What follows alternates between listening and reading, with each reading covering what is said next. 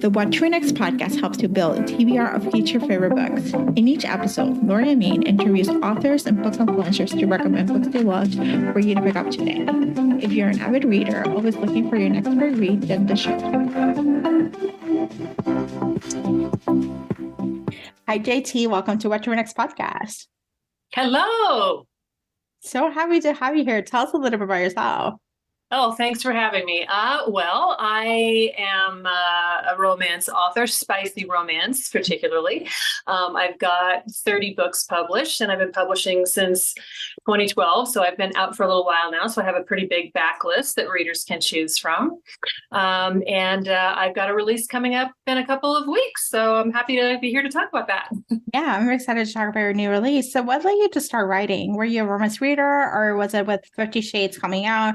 You realized, there's a market here.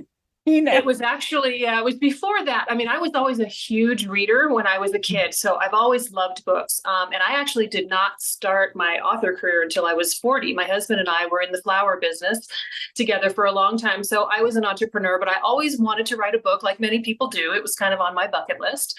So I decided when I turned 40, I'm just going to do it. So I did. That's why I started writing. But right around the same time, I had read a interview with Stephenie Meyer from the Twilight series, who I was a big fan of that. It kind of came out around that time, I think, or a little bit earlier. But she said that she had no formal training as a writer. She didn't go to school for it. She was a stay-at-home mom, and she had a dream one night about this vampire and this girl that he wanted to drink her blood. She woke up and she was like, I'm going to write this book. And I found that it was inspiring for me that, because I didn't have a background in English literature or anything either. So that kind of gave me a little bit of impetus to want to write the book. So I did.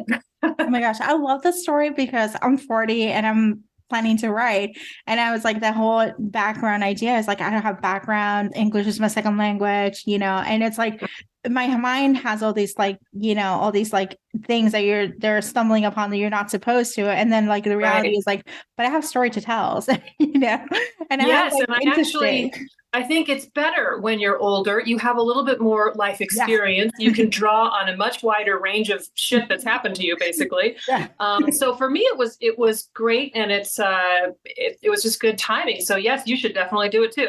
Yeah, I'll pursue it. I have been talking to therapy about this, and I'm one of those. I've been in therapy for 24 years so far. Yeah. And I got to the point where I'm I am my own best therapist. My own therapist was yeah, you know what you're supposed to be doing. It's yeah. The hard thing is doing it though, right? Yeah. It's doing it. It's because your head comes in and it tells you you're too old, you're too this, you're too that. And it's not listening to that and realizing you have broad experience. Like you said, I had multiple jobs and multiple things and multiple careers and multiple life experiences that I can draw upon. Yeah. That's not just lived in.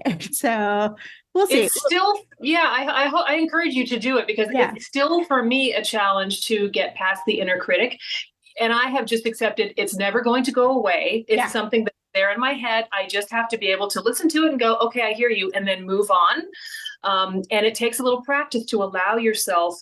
You have to learn how to trust yourself. So, my first book, I was very freaked out about, every word has to be correct and I just overthought it a lot. It took me almost a year to write the first book. And now it takes about, 2 or 3 months, depending. So, because I just have a process down and I've learned to trust myself. So you'll get there. I love this. Thank you. So let's start with Liars Like Us. It's the first book in a series. It's Emerge Convenience with some really great, characters. So what was the source of inspiration? What's the elevator pitch? Although I gave them a little bit, The elevator pitch. Okay. Well, my books always have to have some kind of twist that you're not expecting. So it's never going to just be a straight billionaire marriage of convenience. So the elevator pitch is, I think it's the devil is in the details when a struggling business owner agrees to marry an enigmatic stranger in return for his help. So Emery owns an indie bookstore, and it's a family bookstore. Her parents have both died. And she's really struggling. A big competitor has opened up next door. People aren't reading like they used to. There's more digital. And all these things start happening to her. All this pressure starts coming on in her life. She gets sued. All of a sudden, she owes this tax bill she didn't know she had. And one day, in walks a stranger saying, hey, I have a proposition for you. I need a wife. because my father says that I'm going to get cut off with my inheritance if I don't get married. And I just happened to overhear you at dinner the other night. You were kind of saying goodbye to all your employees and everything. And I think, maybe we can help each other out. And so, of course, at the beginning, she's very suspicious. She was like, okay, you could marry anybody. Obviously, you're a good looking rich guy. And he kind of sells it like, look, I just want to have an arrangement where I don't have to worry about my wife. You can have your own life. I can have my own life, blah, blah, blah. Well, none of that turns out to be true. So they get involved in this relationship. And as she goes along, she starts discovering all these very interesting things about this person. So I can't give more away than that because it's too much spoilers. But yeah, it's so good. It sounds so good. Like, I'm just like, okay, when can I get this? Yeah. And it's very spicy. They have a lot of very spicy scenes in there. So, and lots of, tension and stuff that goes on, and banter too. I like to do that where there's a lot of smart, witty, banter back and forth, because that makes it fun and makes the book go faster. Really, if you're hearing all this fun, snappy dialogue. Yep. So that's book one in the series, and it's called Morally Gray for a reason. These people, they have some ethical issues. I have to tell you, I think it's Colonel Aldrich. It's the one with Sloane. It's the heroine. It's by far my favorite. Like, my favorite heroine is Sloane. Like, all favorite, because I'm like, I want to be her. If I get kidnapped, I want to be like her. Well, you might enjoy this Liars Like Us then, because there is a lot. She doesn't get kidnapped, but there is a lot of Sloane and Declan vibes in there with the back and forth and all that stuff. So, yeah. Perfect. Speaking of backlist titles, do you have any recommendations for readers who are looking to get started, have to read Liars Like Us? Like, they're like, okay, what do I read next from you? Well, I have kind of a wide range of things. So it depends on if the reader likes dark or if they like a little bit less dark. So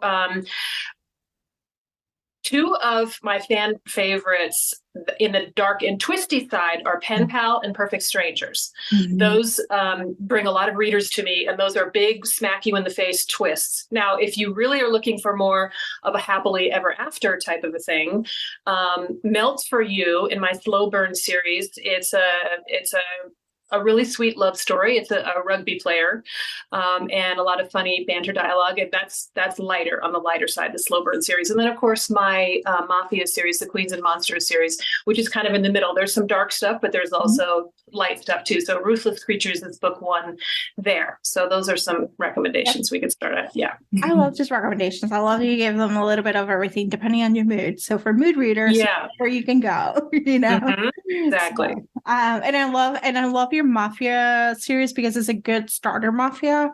Like, if you're new to the Mafia genre, like, this is a good starter. It's fun. It's I don't know, like, it's not too violent. It's not gory. Some can be really dark. Yeah. And at the same time, like, you have these strong heroines, standing up to like morally great heroes. You're like, you're killing someone. Let me just make sure you're not doing this for me. you know? It is kind of fun for me to have a really strong masculine hero character and then set him up with a woman who's like, I'm not going to take any of your shit, so that's kind of fun. All the sparks fly. So I have a lot of that. Yeah. I love this. So let's talk some book recommendations. What kind of books do you tend to read? Because I write romance, I try not to read too much romance because I don't want it to influence my storylines or anything like that. So I do read some. And my favorite romance that I have read in the last couple of years, it's called The Idea of You by Robin Lee. And I guess a lot of people might not technically call it because it doesn't really have that happily ever after. She might be writing another book to follow up with that. But the book is so beautifully written and it's so well done. As an author, I admire the language and I admire the characterization. So to me, I just read that book and I was like, this is amazing. But also, recently I've read Sarah Kate, who has the erotic series, The Salacious Players. And I thought the first book, I've only read the first couple books, but Praise, the first book in that series, was fantastic. A fun, quick read if you're into kind of the sex club kind of an idea. My all-time favorite book is called The Road by Cormac McCarthy. And one of the reasons that I love it so much is just because it's a masterpiece of literature. It's not something that you kind of just pick up and can read and go, oh, that was nice. You have to sort of immerse yourself into it and be ready, because at the end, everybody's dead. Which I sometimes like. I know, I sometimes like, but oh God, the book is just so gorgeous. And I do read a lot of business books. I love self-help books.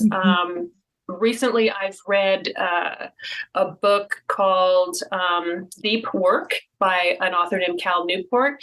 And he talks to business people about how to actually get your work done because we're so chaotic now with, you're on social media, you've got email, you've got all these things.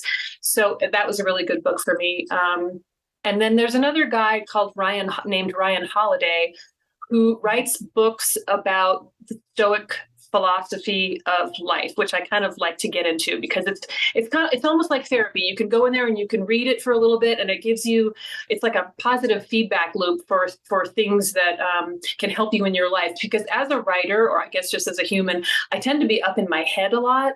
So, and that can get to be sort of a dark space, or if you're just up there alone. So I like to read things that have sort of a positive vibe and things that I can apply to my work life and stuff like that. So yeah, I love all these recommendations, and yeah, I'm dying for the idea of you part 2 for a sequel. Like I've been on the Facebook group. I share podcasts. Yeah, there's Facebook group. There's I know there's a movie coming up and all this stuff, and I'm like, it's like there's podcasts that support there's a support system for that book, because it's devastating. But it's just such a whirlwind romance. It is. And she made it so believable. I mean, I could talk to people. She's the only author. I joined that Facebook group, and she's the only author that I've ever sent a fan thing to, saying this book changed my life. I loved it so much. Yeah. I cried, it was so believable. And I think it's really difficult to make that much of an age gap believable when the woman is so much older, and so I thought she just did a fantastic job. And so she kind of is inspiring me to want to write that reverse age gap, which I think I will tackle. Oh, please do. I am living for it. As a 40-year-old woman, I am living for that. We older ladies need that, right? Yeah. We do. We have fun. We're at the sexual peak. I know. Yes. Thank you. So, awesome. JT, tell us where we can find you online. Oh, I'm all over the internet, JT Geisinger or JT Geisinger author. I have a very active Instagram presence. I just recently started TikTok, which is a totally different ecosystem than anything else. And my website is jtgeisinger.com. Thank you, JT, for being on the show. Thank you for having me. If you enjoyed this podcast, feel free to share with friends, subscribe, rate, and review the show. This is the easiest way to support the podcast. For a list of books mentioned and other book recommendations, please visit whattoreadnextblog.com. Thank you so much for listening, and happy reading.